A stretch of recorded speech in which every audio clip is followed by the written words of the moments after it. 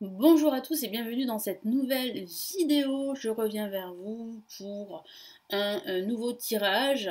Vous avez été nombreux à me demander de continuer les tirages en 3 cartes, les tirages basiques en 3 cartes, chose que je vais faire dans cette nouvelle vidéo.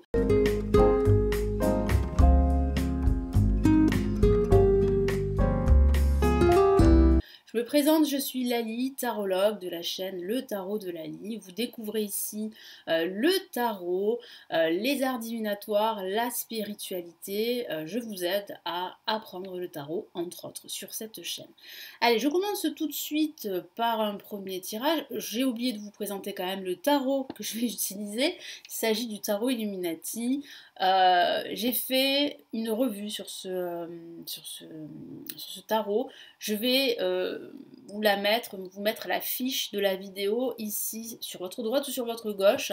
Voilà, après bien sûr avoir vu cette vidéo, vous pouvez aller voir cette vidéo sur la chaîne pour avoir une présentation de ce jeu qui est vraiment pour moi magnifique, que j'utilise depuis de nombreuses années. Allez, on va commencer par un premier exemple. Emma vient vous voir, donc c'est un personnage fictif, bien évidemment. Donc elle vient vous voir, elle voudrait savoir voilà, si elle va rencontrer quelqu'un prochainement parce qu'elle se sent seule depuis pas mal de temps. Donc là, pareil, hein, on peut répondre à ce type de questions avec un tirage en 3 cartes. Alors, oui, c'est vrai qu'un tirage en 3 cartes, ça va pas donner énormément d'éléments, on est d'accord. C'est vrai qu'un tirage un peu plus long, comme le tirage en pyramide, la roue, le tirage celtique, la croix, bon bref, le tirage en croix également aussi. Euh, Pardon, excusez-moi. Ces tirages vont vous donner beaucoup plus d'éléments.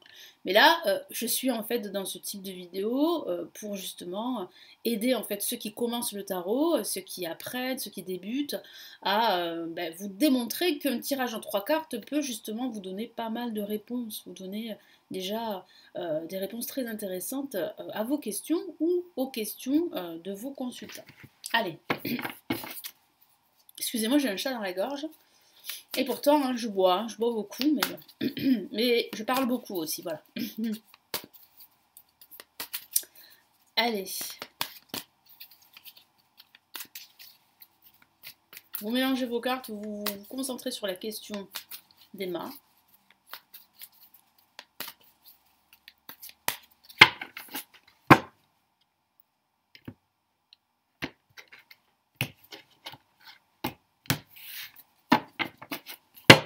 Allez, vous posez vos cartes devant vous.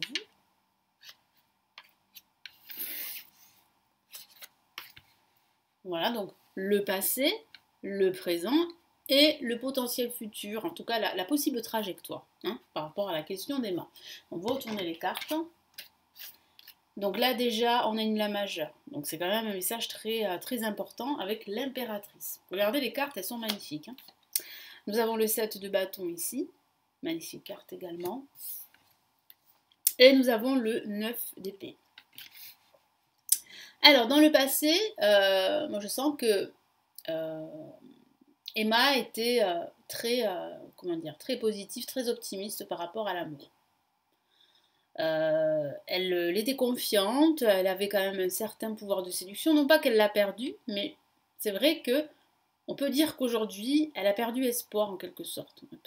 Pourquoi je dis ça? Parce qu'il y a déjà les cartes là qui le démontrent, en tout cas qui montrent en fait que aujourd'hui, elle se bat pour rencontrer l'amour, c'est difficile et ça l'inquiète, elle se pose beaucoup de questions, elle ne sait pas trop si elle va rencontrer quelqu'un de bien prochainement. Donc là, c'est vrai que dans le passé d'Emma, l'impératrice, c'est vraiment la réalisation sentimentale. Elle était certainement en couple, heureuse, épanouie, mais ça n'a pas duré. Là, avec le présent, on a quand même ici... là, on a un personnage ici, je ne sais pas si vous voyez la carte, même si vous ne connaissez pas la carte, vous pouvez en fait faire, comment dire, vous pouvez utiliser votre intuition, hein, et c'est ce qu'il faut faire. Là, vous voyez bien un personnage qui a l'air de se battre. Donc là, on peut dire en fait qu'aujourd'hui, Emma, elle se bat. Elle se bat pour trouver l'amour. C'est difficile pour Emma aujourd'hui. Et pourtant, elle essaie. elle essaie, mais voilà, elle est toujours déçue. Elle est toujours déçue parce que elle a eu bien sûr des relations après cette relation qui était magnifique, mais ça s'est soldé à chaque fois par un échec. Donc elle se demande aujourd'hui, elle se pose beaucoup de questions. Pourquoi je dis ça? Parce qu'on a quand même le 9 de bâton, pardon, le 9 d'épée. Et là, c'est très parlant. Regardez ce personnage, cette femme, qui a la tête là sur la main, qui a l'air d'être désespérée, qui dort pas la nuit, qui est fatiguée, qui est épuisée, qui est en stress. Mais c'est tout à fait l'état d'esprit d'Emma. Là, alors, ça parle du futur, mais ça parle bien, comment dire, du présent vers le futur. Il y a une jonction en fait. C'est-à-dire qu'aujourd'hui elle se bat, pourquoi? Pour trouver l'amour. Et là c'est son état d'esprit. Donc il semblerait qu'il va falloir qu'elle soit patiente, parce qu'elle va être de plus en plus, comment dire, de plus en plus pessimiste. Voilà, pessimiste. C'est pour ça qu'il faut vraiment faire attention au choix de vos mots, surtout quand vous faites des tirages pour les autres. Il ne faut pas en fait dire les choses de but en blanc et laisser en fait les personnes voilà avec vos interprétations, que ce soit positif ou négatif, surtout quand c'est négatif. Il faut vraiment faire attention à ne pas voilà justement trop, enfin ne pas heurter la personne. Vous pouvez lui dire des choses négatives tout en voilà faisant attention et pourquoi pas donner des conseils parce qu'on est aussi là pour ça. Hein, parce que je vois trop comment dire, de voyants, enfin, voilà, de voyants, de tarologues qui donnent en fait des interprétations, qui, voilà, oui, sont peut-être honnêtes, franches, mais qui vraiment ne font pas attention à leur dire, ne fait pas attention à leurs consultants, et c'est vrai que ça peut causer du mal. Mais après, c'est vrai que c'est important d'être honnête, on est d'accord. Hein, il ne faut pas non plus faire plaisir aux gens, parce qu'il y en a beaucoup qui le font, hein, malheureusement c'est comme ça. Ah oui, je le sais, hein, voilà. Il y en a beaucoup qui le font. Mais là, vous voyez, là c'est une carte quand même qui est plutôt négative, qui parle vraiment de son état émotionnel. Donc là, vous pouvez lui dire qu'en fait, elle s'inquiète en fait. euh, Elle s'inquiète inutilement et qu'il y a de fortes probabilités qu'elle rencontre l'amour. Ce n'est qu'un passage. Hein, voilà, ce n'est qu'un passage. Il faut qu'elle patiente. Elle va finir par trouver l'amour. Voyez, c'est comme ça que vous devez l'interpréter. Et si c'est pas assez, ben, vous pouvez rajouter une carte. Donc on va rajouter une carte ici au 9 d'épée.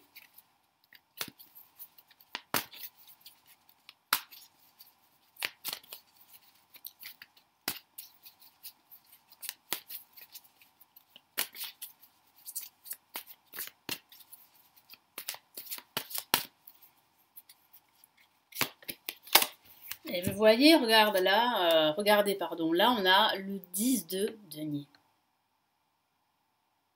Donc là on a une carte extrêmement positive qui parle vraiment ici, regardez, du couple, qui parle en fait de la famille, de l'amitié, de l'amour, de l'abondance, de la joie, que ce soit une abondance financière, professionnelle, matérielle, amoureuse.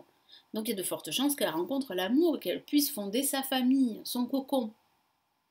Donc voilà, c'est normal qu'elle s'inquiète, vous pouvez lui dire comme ça. C'est normal de s'inquiéter parce que c'est vrai que là, la situation est difficile, hein, la solitude pèse, bon voilà.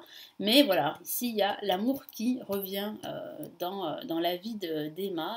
Un amour qui sera partagé, sincère, une belle relation sentimentale. Voilà comment on peut interpréter un tirage en 3 cartes, surtout si le résultat est plutôt négatif, avec le tarot de Marseille. Voilà, donc j'espère que ce tirage eh bien, va vous intéresser. Dites-moi en commentaire si vous le faites, ce tirage en 3 cartes, quel tarot vous utilisez. N'hésitez pas à liker la vidéo, à vous abonner à la chaîne et à me laisser votre commentaire. Si vous souhaitez consulter les formations que j'ai réalisées en ligne, elles se trouvent en bas de la vidéo. Vous avez plusieurs liens cliquables. Je vous laisse sur cette vidéo. Je vous retrouve très très vite ici sur la chaîne. Prenez bien soin de vous et bel apprentissage du tarot. Ciao ciao!